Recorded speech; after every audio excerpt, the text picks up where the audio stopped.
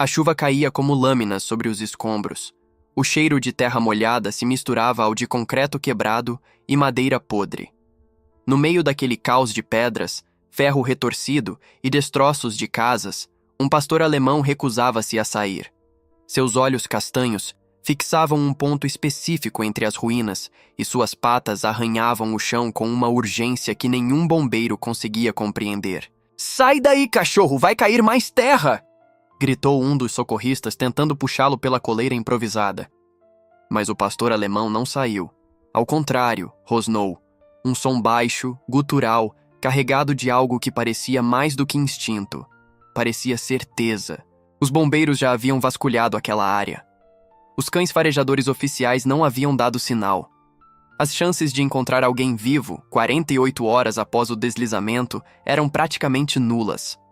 A encosta havia desabado sobre o distrito como uma onda de lama e pedra, engolindo casas inteiras, apagando vidas em segundos. Mas o cachorro continuava cavando.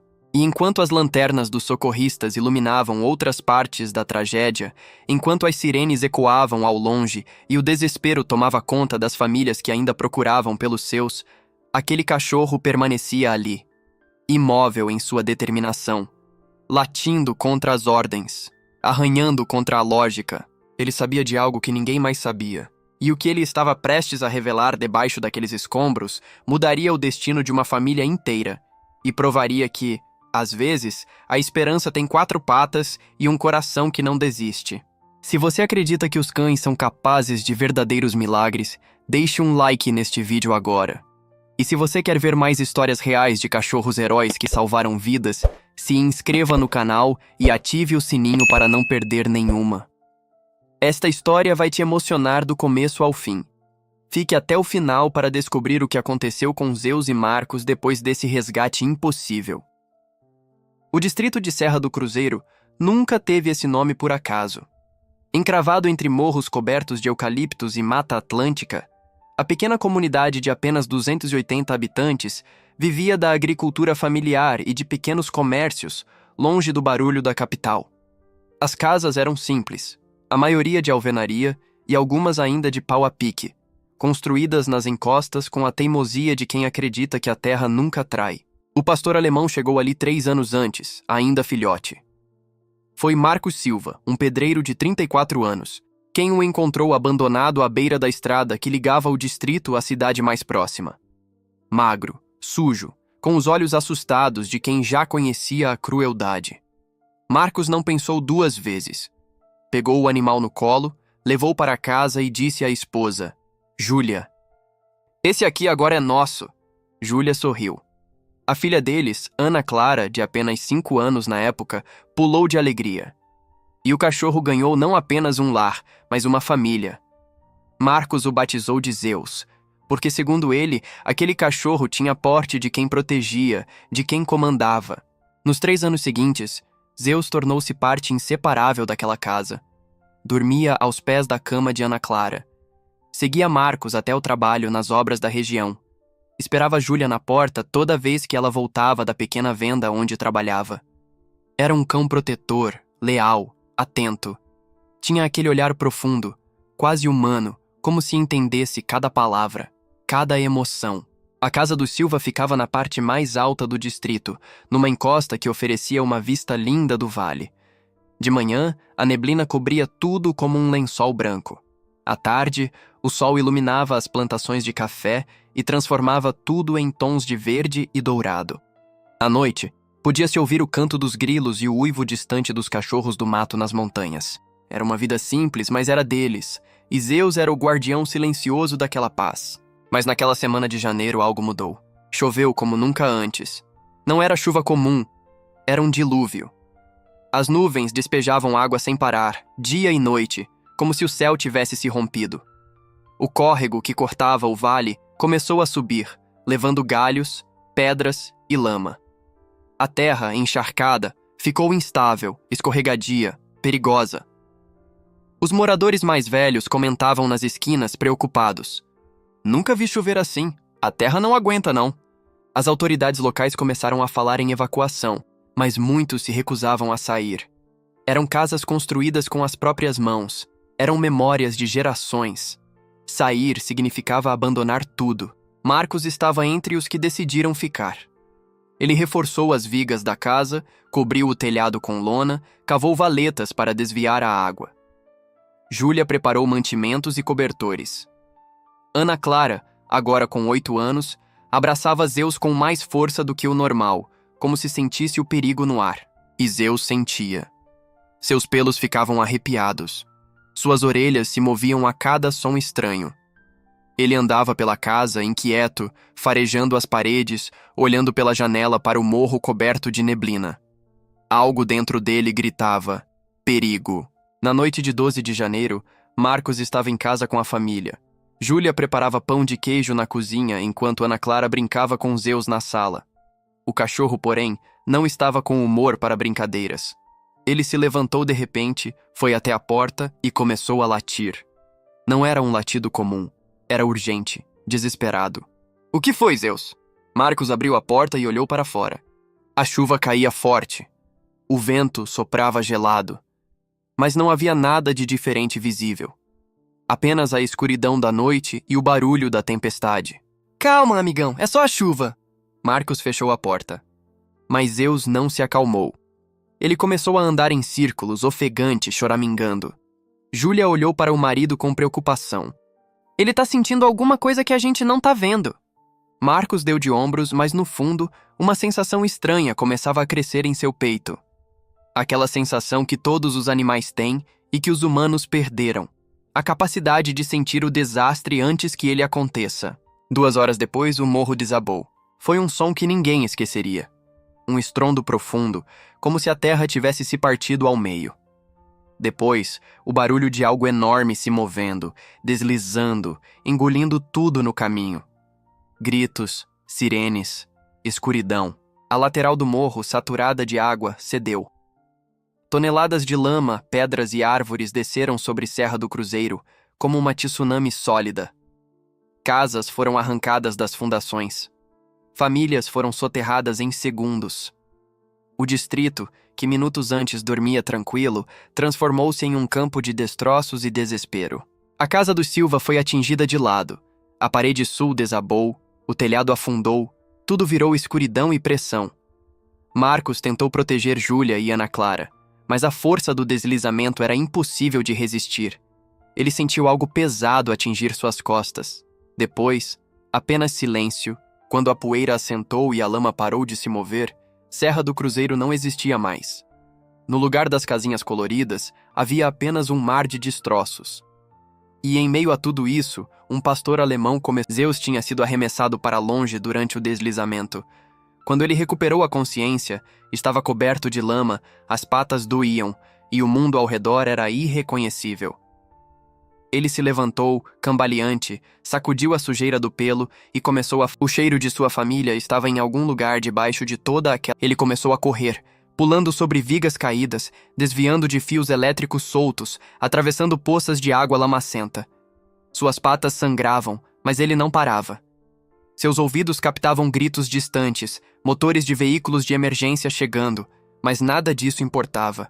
Ele precisava... Chegou ao que antes era sua casa. Agora, era apenas uma pilha de escombros. O telhado tinha afundado completamente, as paredes tinham desaparecido sob toneladas de terra. Mas o cheiro estava ali. O cheiro de Marcos, de Júlia. Zeus começou a cavar. Suas patas arranhavam o concreto, empurravam pedras, afastavam pedaços de madeira. Ele cavava com uma determinação quase sobrenatural, parando apenas para farejar e ajustar a direção. Seus olhos brilhavam na escuridão, fixos, focados. Foi quando os primeiros socorristas chegaram. "Tem um cachorro aqui!" gritou um bombeiro apontando a lanterna para Zeus. Eles se aproximaram, mas Zeus rosnou. Não era agressividade, era aviso. "Não me atrapalhem, eles estão aqui embaixo." "Calma, amigão, a gente vai te ajudar." O bombeiro tentou se aproximar novamente, mas Zeus latiu alto, mostrando os dentes. O comandante da operação, um homem experiente chamado Capitão Ferreira, observou a cena de longe. Ele já tinha visto isso antes. Cães que se recusavam a deixar os donos, animais em choque, confusos, mas algo naquele pastor alemão era diferente. Não era desespero, era certeza. Deixa ele! Observa o que ele está fazendo, ordenou Ferreira. Os bombeiros recuaram, mantendo distância, mas vigiando. E Zeus voltou a cavar. Suas patas trabalhavam sem parar, jogando terra e pedras para trás. De vez em quando ele parava, abaixava a cabeça, pressionava o focinho contra os escombros, como se estivesse escutando algo que ninguém mais conseguia ouvir. E ele estava. Lá embaixo, a 2 metros de profundidade, Marcos Silva lutava para respirar. Ele estava preso sob uma viga de concreto, com o corpo torto numa posição impossível. A dor era insuportável. Ele sentia o gosto de sangue na boca. Não conseguia mover as pernas, mas ele estava consciente. E em algum lugar na escuridão absoluta daquela tumba de concreto e terra, ele podia ouvir algo. Um som abafado, distante, ritmado. Cavar, arranhar, cavar. Zeus! Marcos sussurrou com a voz rouca e fraca. Lágrimas desceram por seu rosto sujo. Ele sabia que era seu cachorro. Reconhecia o ritmo, a insistência. E naquele momento, a esperança, que havia quase morrido, voltou a pulsar em seu peito. Lá em cima, Zeus parou de cavar. Abaixou a cabeça, pressionou o focinho contra um pedaço de concreto quebrado e soltou um uivo longo, alto, carregado de urgência. Os bombeiros se entreolharam. Acho que ele achou alguma coisa. Parte 2. Escalada emocional. O amanhecer chegou trazendo uma visão apocalíptica. Serra do Cruzeiro estava devastado. Pelo menos 35 casas tinham sido destruídas total ou parcialmente. Corpos eram retirados dos escombros a cada hora. Famílias choravam nos braços umas das outras. A Defesa Civil montou tendas improvisadas para abrigar os sobreviventes. Mas na área onde Zeus continuava cavando, uma pequena multidão começou a se formar. Eram vizinhos, outros sobreviventes, pessoas que conheciam Marcos e sua família. Entre eles estava seu Antônio, um senhor de 72 anos que morava 3 casas abaixo. Esse é o cachorro do Marcos. Se ele tá cavando aí é porque eles estão aí embaixo, disse seu Antônio com a voz embargada. Capitão Ferreira se aproximou com sua equipe. Eles tinham escaneado a área com equipamentos de detecção de calor e movimento, mas não haviam encontrado sinais de vida. Os aparelhos indicavam apenas massa fria e inerte. Mas Ferreira era experiente o suficiente para saber que a tecnologia nem sempre capta tudo, especialmente quando há muitas camadas de concreto e terra bloqueando os sinais. Vamos escavar aqui, mas devagar. Se tiver alguém aí embaixo, não podemos causar mais dano. Os bombeiros começaram a trabalhar. Usaram ferramentas manuais primeiro, pás, picaretas, alavancas, para remover as camadas superiores de escombros. Zeus foi gentilmente afastado por um dos socorristas, mas ele não foi longe. Ficou sentado a poucos metros, observando cada movimento, as orelhas erguidas, os olhos fixos. Conforme os bombeiros cavavam, Zeus ficava mais agitado. Ele se levantava, andava de um lado para o outro, choramingava baixo. Quando paravam para descansar ou avaliar a situação, ele voltava correndo e começava a cavar novamente, como se dissesse: "Não parem! Ele está aqui! Continuem! Esse cachorro sabe de alguma coisa", murmurou um dos bombeiros mais jovens. Júlia e Ana Clara não estavam ali. Elas tinham sido resgatadas horas antes, na parte menos atingida da casa. Estavam feridas, em choque, mas vivas. Agora estavam numa das tendas médicas, sendo tratadas. Mas Júlia não parava de perguntar: "E o Marcos, onde ele tá?" Ninguém tinha resposta. As equipes de resgate ainda não o haviam encontrado. E com o passar das horas, as chances diminuíam drasticamente. Depois de 48 horas, a probabilidade de encontrar alguém vivo era inferior a 5%. Mas Zeus não sabia de estatísticas. Ele sabia apenas que Marcos estava ali, e que ele não ia parar até encontrá-lo. Lá embaixo, Marcos entrava e saía da consciência. A dor nas pernas tinha diminuído, não porque melhorou, mas porque ele não sentia mais nada. Sede, frio, medo, tudo se misturava numa névoa densa. Ele tentava gritar, mas sua voz mal saía. Tentava se mover, mas estava completamente preso. E então, num momento de lucidez, ele ouviu novamente o som de algo cavando, mais forte agora, mais próximo. "Aqui!" Ele tentou gritar, mas saiu apenas um sussurro rouco. "Tô aqui!" Na superfície, um dos bombeiros parou de repente. Silêncio, todo mundo quieto! O barulho cessou. Os trabalhadores ficaram imóveis. O mundo inteiro pareceu conter a respiração. E então, vindo de algum lugar profundo nos escombros, eles ouviram uma batida fraca, depois outra e outra. Era alguém batendo em algo, um sinal. Tem alguém vivo aí embaixo, rápido!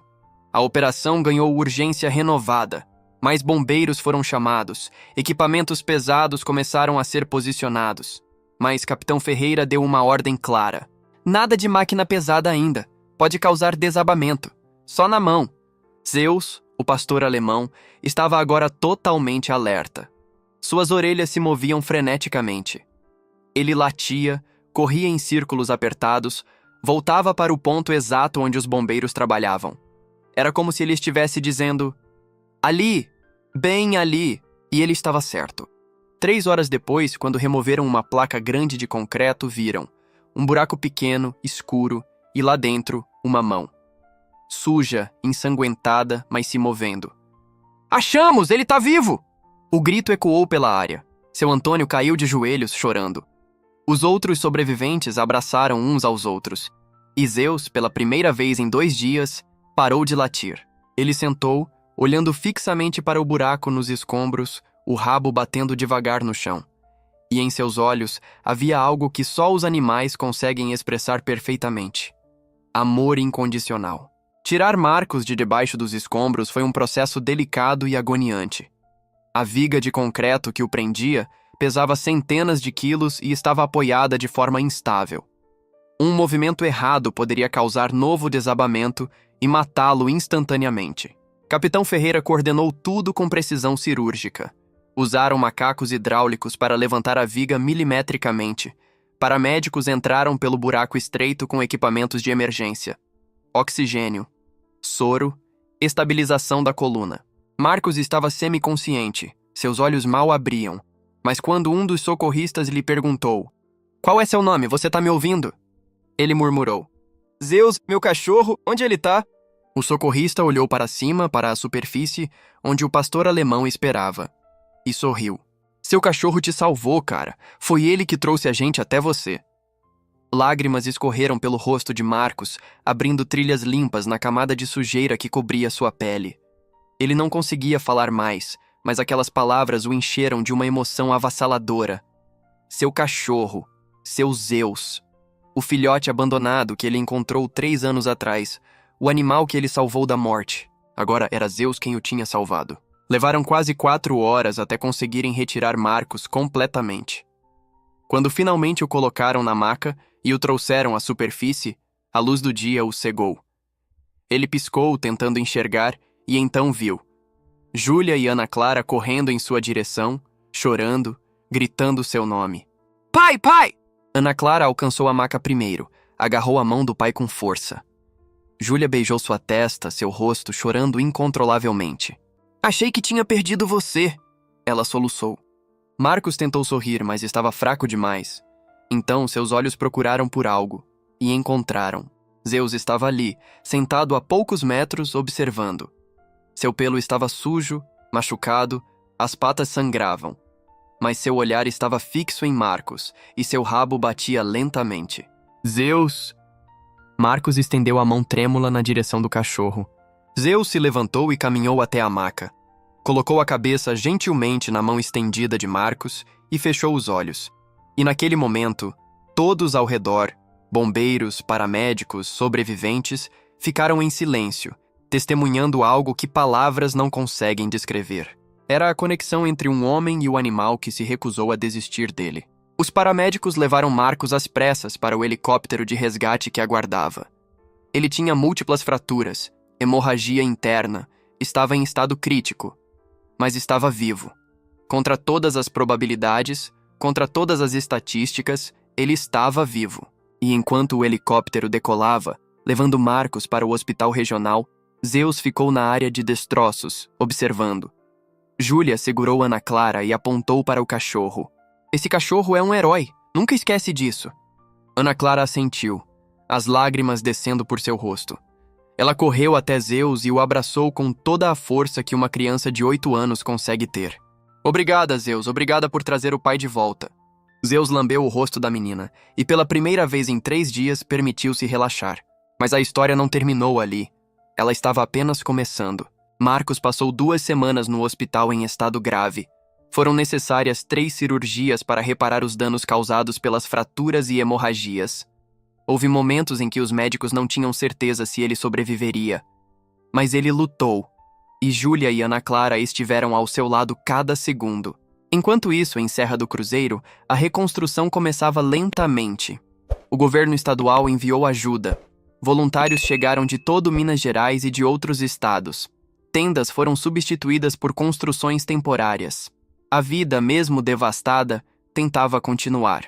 E Zeus tornou-se uma lenda. A história do pastor alemão que encontrou seu dono enterrado vivo, quando nem os equipamentos de resgate conseguiram, espalhou-se rapidamente. Jornalistas vieram de Belo Horizonte e de outras capitais. Câmeras filmaram Zeus andando pelos escombros. Reportagens emocionadas contaram a história de lealdade e amor. Mas Zeus não ligava para a fama. Ele passava os dias perto da área onde antes era sua casa esperando. Júlia levava comida e água, mas ele comia pouco. Seus olhos estavam sempre voltados para a estrada, como se esperasse Marcos voltar a qualquer momento. Seu Antônio, que agora cuidava de Zeus enquanto Júlia ia e voltava do hospital, disse a ela: "Esse cachorro tem alma de gente, sabe que o Marcos está longe e está esperando." Quando Marcos finalmente recebeu alta e voltou para a Serra do Cruzeiro, ele estava em cadeira de rodas. Os médicos disseram que ele talvez nunca voltasse a andar normalmente. Sua perna esquerda tinha sofrido danos irreversíveis, mas ele estava vivo e estava em casa. Quando a van que o transportava entrou no que restava do distrito, Zeus estava lá. Como se soubesse, como se tivesse sentido. O cachorro ficou imóvel por 1 segundo, como se não acreditasse, e então correu. Correu mais rápido do que nunca, pulando sobre obstáculos, atravessando a rua de terra, até alcançar a van. Quando Marcos desceu da van na cadeira de rodas, Zeus literalmente se jogou nele. Lambeu seu rosto, suas mãos, choramingou alto, abanou o rabo freneticamente. E Marcos, que não havia chorado no hospital, que se manteve forte durante todas as cirurgias, desabou.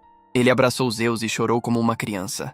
"Obrigado, amigo, você me salvou, me manteve vivo." Júlia e Ana Clara estavam ali, abraçando os dois.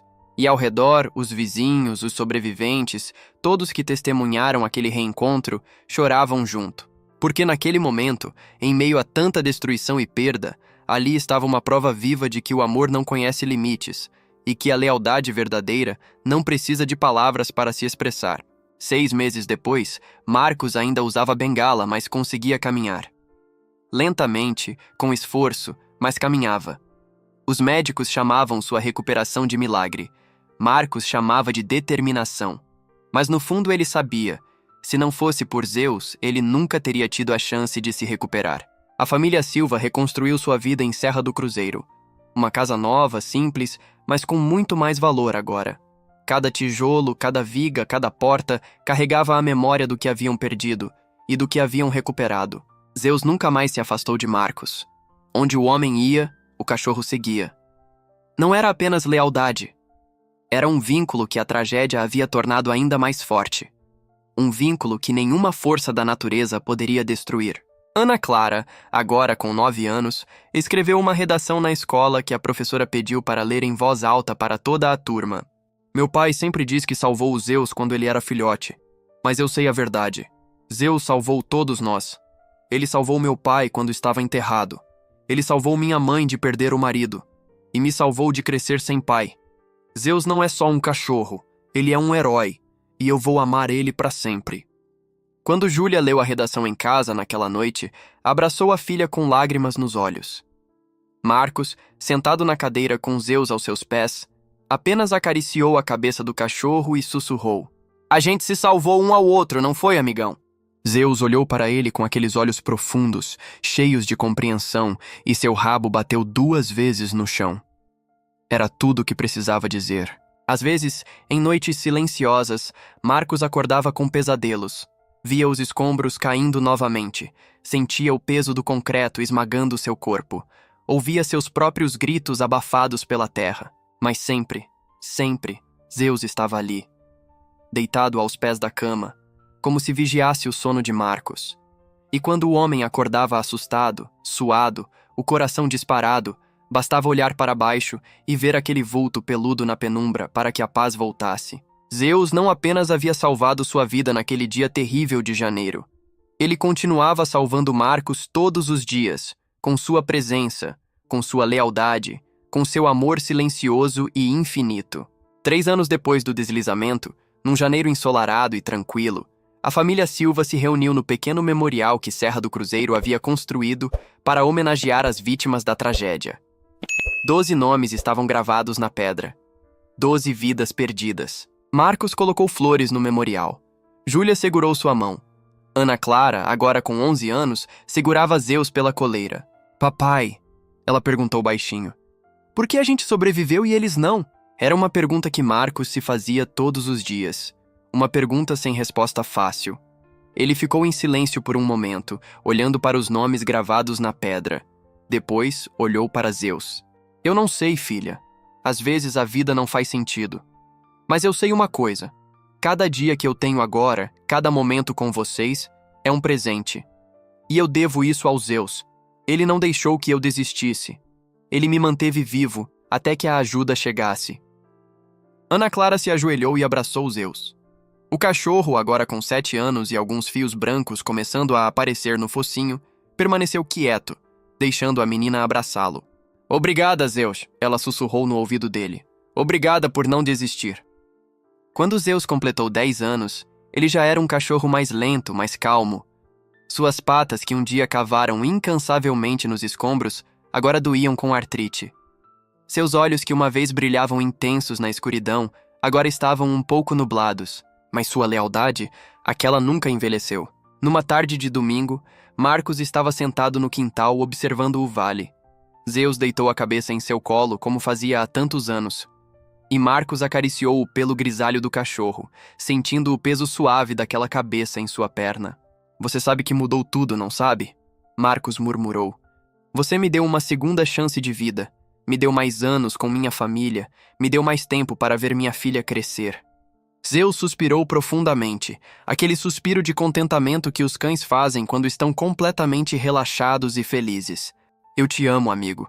Não importa quanto tempo nos reste juntos, você sempre será meu herói.